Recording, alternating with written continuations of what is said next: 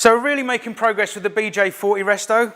Now, if you remember when we took the body off, we knew about the rear panel. There was loads of cracking in there where they've had a tow bar on there at some point without any reinforcements. We knew about the rear suspension fish plates. They were almost non-existent.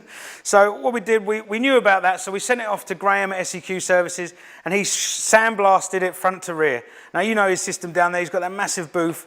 The work he does down there is great. Now, when we got it back, it showed up some bits we didn't know about, and that's what's so good about sandblasting. There were some cracks in the chassis. What we did, we've dug them out, we've welded them up, we've fixed the rear bumper bar, fabbed up some new fish plates for the suspension mounts, and then it goes back to SEQ. And this is what you get. This is a 4-part epoxy black gloss finish, and I just think it looks great. And at the same time when we were down there, we had the diffs done, so they'll sit under here and look exactly the same.